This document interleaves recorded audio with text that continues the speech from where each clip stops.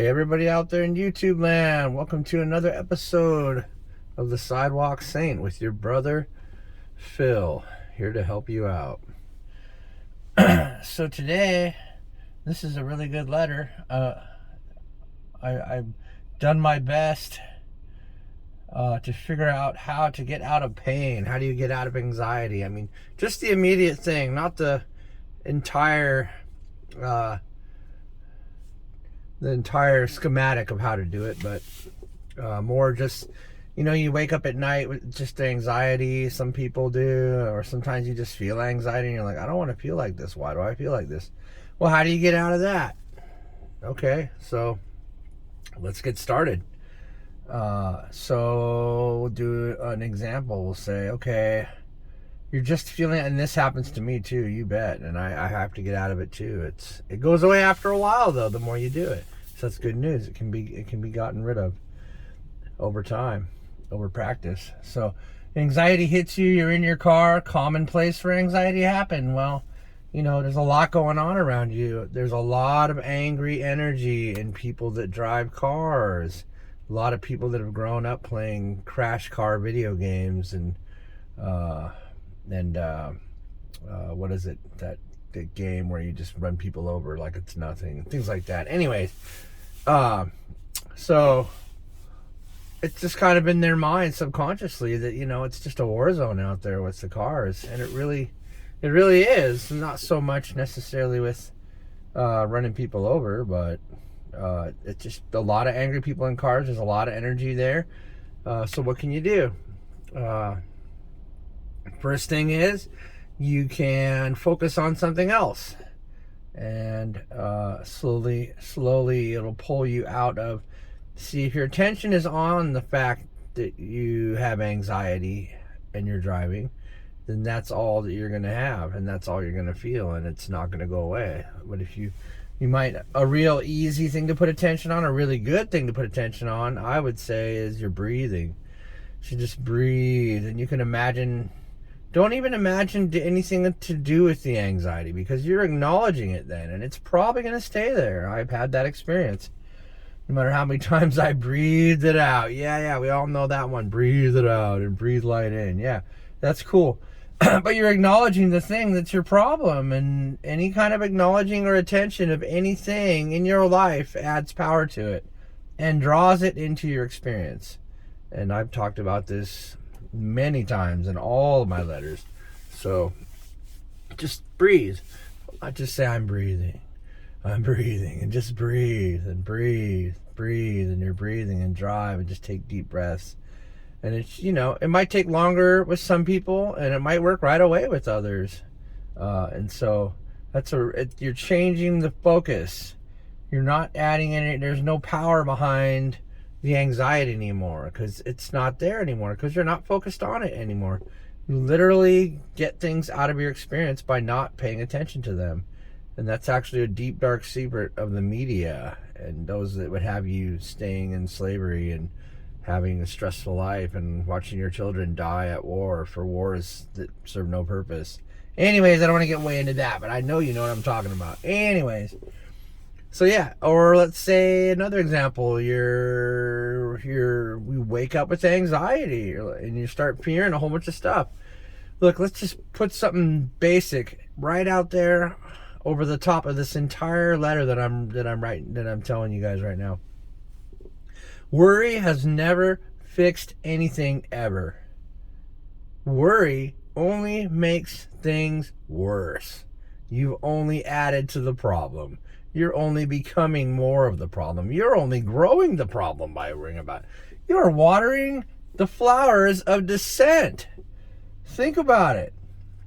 It's because the more you draw it in, the more it's part of your life, the more you're thinking about it, the more stressed you be, the bigger the problem. You're growing the problem. You're making it bigger and bigger and bigger. So now that we got that out of the way, now that you understand worry is useless, absolutely useless.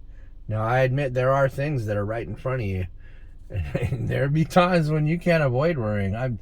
Though we are divine beings, we're still in human form, and we still have to deal with what's around us. So If there's something immediate, it's just the way it is. All you can do is stay as present as possible and do your best to stay calm and breathe in times of great difficulty.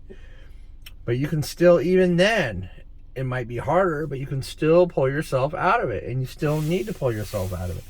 We're not designed for this. Our body is designed to be happy and peaceful and have abundance and joy and peace surrounding us all over the place. That is our true purpose. That is the design of this physical body. And a lot of reason that people have so many health problems, the main reason people have health problems, diseases, heart attacks, obesity, all of it is completely linked to just not being happy. Plain and simple. Just to not being happy. That's what is the cause of all illness and all sadness, all hopelessness, all obesity, all disease, all of it came from the sadness in people's hearts and the anger in people's hearts. It didn't come from anywhere else. And you don't have to agree with me. It's all good. I respect your truth. But that's what I've discovered, and that's what all the masters I've studied under all agreed. It's exactly that one thing. So that's what I believe. Anyways, so don't worry. So yeah, we wake up, back to the sleep scenario. You wake up and you wake. I could say I've had that problem recently. You just wake up and you're just filled with anxiety, or you're trying to go to sleep and you're filled with anxiety. You might not even know what it is, but it's your, I guess we could call it the destructive self is trying to continue to ruin your life, right? Or there's the yin to the yang, and the balance is in the middle, and that's where you want to be. You don't want to be like, it's not that you don't want to be super caring and loving and supportive of everybody, but there has to be a balance. You got to be in the middle ground. You got to be separated. You got to be the patient observer, separate from the event. And I just got way off track again, but I guess I'm still talking about the sleep scenario. But you need to, a really big thing is to see the thing, right? So if there's nothing, then you just see the anxiety. You're separating yourself, right? So like I always say, if you're throwing a football, the football is not you. And you can see it. So if you can see it, it's not you. Then you've separated yourself from it. You've isolated it. That's already a huge, you've already got a tremendous amount of power in your ball court now. You've already, you're gonna nick a touchdown with that football instead of having it stress you out. I know it's a weird analogy. I guess actually a lot of people could relate to that, and that's great. So you see what I'm saying? If you can see the thing, then it's not you. It's separate from you, even if it's in your mind. If you can see it, it's separate. And you can watch what it does, and you can analyze it if you want. And, you don't necessarily want to pay attention to it, like I said, but if all you can do is isolate it, then you've already seen it. Now you see it, and then you can figure out what triggers it, and then you can deal with it. So that's some very helpful stuff. Man, those little orange bellflowers, I don't even know what those are, but if somebody knows what these flowers are that are in my video right there, I just love those things. There's so many bees. Go all over those. Even in winter, I see bees on those things. Oh, it's beautiful. Anyways, so yeah, you want to change your attention. So that's the baseline for this whole letter is change your focus if you don't like what you're focused on. If you're focused on anxiety and stress, then be unfocused. Then pay attention to something else. Think of that. You think of the happiest thing you can think of, man. If your kid is your one happiness in your life, think how much you love your baby. And I mean, that'll blow any kind of stress out of the water. And I will admit too, some kids are the source of your stress. But think about the good parts. Think about those smiles. Think about those times that you were just grateful you had a kid. And then if you don't have kids, then think about the happiest thing you've done in your life, or the best thing that's ever happened to you, or someone that was really special to you. Maybe they're past. You can think about them in light and love, because the people that passed, they don't want you to suffer. They don't want you to mourn. They don't want you to do anything but be more happy. Be grateful that they were here when they were here. Anyways, I'm getting a little off track again. But you get what I'm saying. Change your focus. Focus on something else.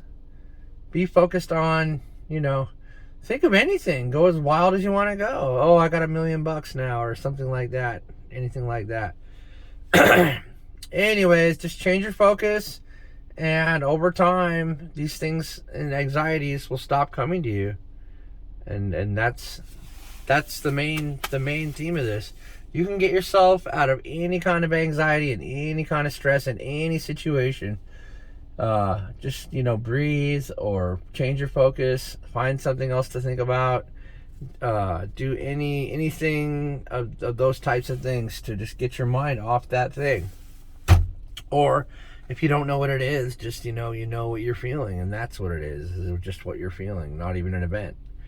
So it's tough out there, and you guys got my love and support, and I really appreciate anyone sees this video, and I really hope this helps somebody.